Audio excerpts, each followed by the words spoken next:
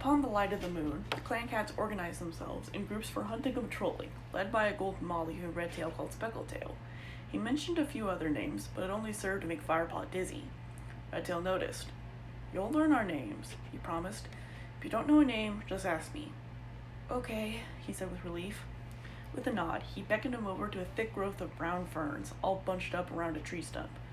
Near the front, it didn't seem to provide much shelter, but deeper within, the ferns grew so large and so thick that not even cat hair would get through. Redtail invited him to stick his head inside, and he was swamped with scents. He could now see that the underside of the ferns near the back had been reinforced by a tangle of interwoven sticks. It dawned on him that it was probably to stop the ferns from buckling underneath snow in the thick of winter. "This will be your den for now," Redtail explained. The apprentice's den. You'll have a few other den mates. Not as many as we would hope after such a harsh winter, but you'll meet them in due time." "So, all apprentices have names with paw in it, right?" he asked. "Precisely. I used to be Redpaw, and when I became a warrior, I earned the name Redtail. Train hard and serve your clan, and you'll have a name of your own one day. Speaking of warriors," he beckoned with his tail, leading Firepaw to a massive tangle of bushes and a couple of tiny trees. Because the leaves had not grown in yet, it looked more like a ball of branches, brambles, and under closer inspection, mosses and furs as well. "The warrior's den," Redtail said. "Once you earn your name, you'll sleep here instead. For now, the warriors would prefer if you keep your nose out of it." Firepaw jerked away just before sticking his head in. "Sorry, sir." "It's your first time. You'll be forgiven." Next, he took Firepaw to a fallen tree, which appeared to be hollowed out. Through the barren fronds of ferns, Firepaw could see the old Molly who had spoken his name earlier. One of her eyes were missing, leaving a horrific scar, and the other was cloudy white. Her entire muzzle was scratched up from age-old battles. "Redtail, is that you?" she croaked. "With the new apprentice?" "It is, One Eye," he replied loudly. To Firepaw, he said, "One Eye was a senior warrior when Bluestar was born, the oldest cat in the clan. If you live long enough to see your 9th winter, you'll be allowed to retire." "Come closer, Firepaw," One Eye said. "Can't hear or see much, but I can get a good sniff of you." He crept closer, letting the Molly all but bury her nose into his fur. "Still smelling like the houses, but a couple nights in the woods will give you back your wild smell," she said. "What made you join the clan, Firepaw?" "I want to learn," he said, making sure to raise his voice. "I want to know how cats can live without humans. I was always taught that you're silly for living out here alone, but you seem to be doing just fine." "Oh, so you think a cat can't take care of themselves without a human?" That snarl came from a tabby Tom with curled ears, poking his head out from the log long enough to sneer at him. "It's just like a frickin' kitty pet, too." One Eye gave him a shockingly accurate smack in the face. "Don't listen to Small Ear," she said to Firepaw. "He's still thinking like a warrior, only retired this winter. Get to be old as me, and you'll realize that cats that grow up differently know nothing else." She looked fondly at Firepaw. "It's good to see a cat so young who can see beyond his own nose. I'm like a damn fine warrior, Firepaw." Glowing from the praise, Firepaw couldn't even make his mouth work to even thank her. Redtail stepped in. "I'm glad to think so, One Eye. Thank you for speaking for him." "I know good warriors when I see them, Redtail," she replied. "You do. I'm going to finish showing him the camp, but you'll see more of him later." "Of course." "Just make sure you teach him to respect his elders," Small Ear chimed in, seeming to find his voice again after One Eye so harshly told him off. "Oh, you know I will, Small Ear." He led him away from the elder's den to a thorny bramble bush. Firepaw could hear faint conversation inside. "This is the nursery. Like how we care for the elders, we care for our queens and their kits as well, making sure they're fed before the rest of the clan eats." He sat at the entrance, but did not go in. "The only reason you will enter the nursery is if you have a mate or kittens in there. Otherwise, you must be invited." "All right." Before he could move on, though, a kitten who could only be a couple moons older than him burst out of the entrance. Her gray fur stuck out in every direction. "Hello, I'm Cinderkit," she announced at the top of her lungs. "Are you actually a kitty pet? What name did you get? I wasn't allowed to see your ceremony because my mom is keeping me from the nursery because I stuck burrs in Grandma's nests." "Cinderkit." The Molly that exited after Cinderkit was the one who looked like Greypaw and, now that he was thinking about it, a whole lot like Bluestar as well. Behind her peered a black and white kitten around the same age as Cinderkit. I told you that you're grounded for a reason. Well, she's here now, Mossflower, Redtail said. Might as well introduce her and Swiftkit to Firepaw. Firepaw! Cinderkit squealed. You're Fire and I'm Cinders. That's great. We should be friends. We'll be in the same den soon. After all, I get to be an apprentice in a moon. Not if you keep up this behavior, Mossflower said. Welcome to the clan, Firepaw. I've always heard plenty about you. Firepaw couldn't keep quiet. It's good to see that he has someone closer to his age to befriend. Huh? What about the other apprentices, though? Sandpaw and Dustpaw are nearly warriors, she said. And Ravenpaw, well, he just started his training, but he's Dustpaw's littermate, so there's still a fair few moons differences. We're a little low on apprentices. She shared a sad look with Redtail. We've lost a lot of kits and apprentices this past winter.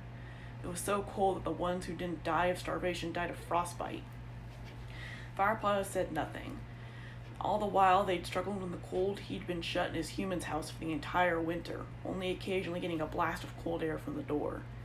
Did that mean Greypaw had littermates? Did they die too? This spring and summer will be better, Redtail said. With how she and Lionheart have been talking lately, Frostfur may be joining you in the nursery, and Brindleface mentioned wanting kittens as well.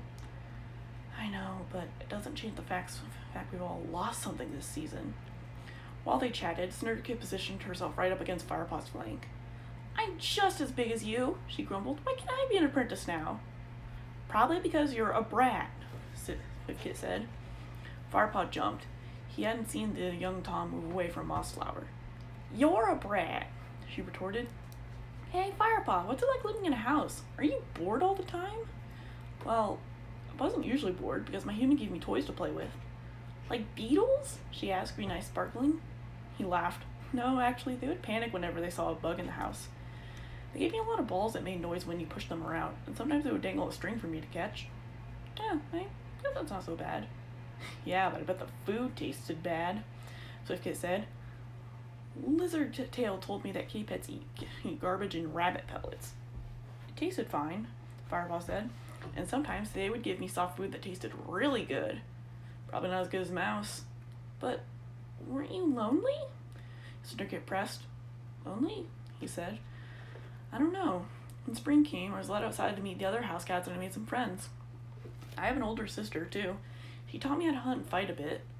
Whoa, there's kitty pets that can fight? Mm-hmm. She was really good at it, too. Sorry, kids, but I have one last thing to show Firepaw, Redtail cut in. You can play with them later if Mossflower allows it. Cinderkit wrinkled her nose. But! Okay, bye! Swiftkit disappeared into the nursery, and Mossflower swept her huge, fluffy tail over Cinderkit's back. Come along, love. You're lucky to be out here at all. Cinderkit groaned loudly, but let her mother drag her along. Bye, Firepaw!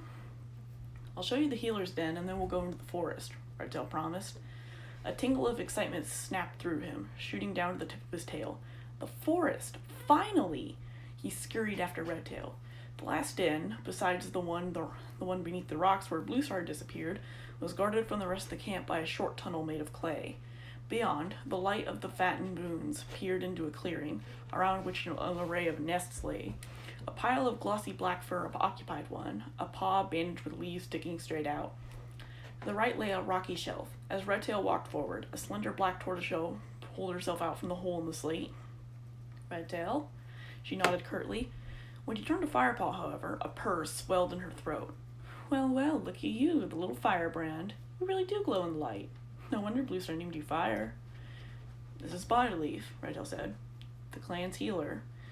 She sat with delicate paws placed neatly in front of her, looking towards Redtail, but eyeing Firepaw out of the corner of her eye. You know, Firepaw, I wasn't so sure about you at first. Now, though, I see your potential. You have the light of eyes in your Star Clan. I do? Firepaw said, missing the way Redtail rolled his eyes. What's Star Clan? Star Clan are our ancestors, she replied. From the founders who died winters upon winters ago, to my poor mother who died just 2 moons back, all of our spirits eventually make it to the skies. Well, she added, chuckling. Almost all, I suppose. Thistleclaw certainly didn't. I still don't think you should have abided by Bluestar's wish to bury him with a soul tree, Redtail hissed. Oddly shrugged. She's the star, Redtail. What was I to do? Say no? StarClan certainly had no protests. Bluestar must have had a point about him. He shook his head. Later, he grumbled. To Firepaw, he said, as our healer, Spotted Leaf has a powerful connection to StarClan and the Earth. She can interpret signs that help us guide us moving forward and tap into the mystical energy of the world. She's also the cat who takes care of our sick and wounded, like Ravenpaw after he had a nasty fall. Redtail huffed as Spotted Leaf walked past him to stand beside her sleeping patient, her tail running straight along his face. Well, you know who scared him into that tree in the first place, my dearest brother. Redtail sighed. She dabbed lightly at Ravenpaw's badges. My niece is lucky her victim only scratched himself on a branch coming down. It could have been a much worse fall. Swiftstep and I have already talked to her, he said. She flicked her tail, tossing a look his way. I just don't appreciate her putting more cats in my den. Now that Feather Whiskers moved on, it's only little old me here. I know, Spot. I already said that I talked to her. Mm-hmm. She turned away. I have things to do.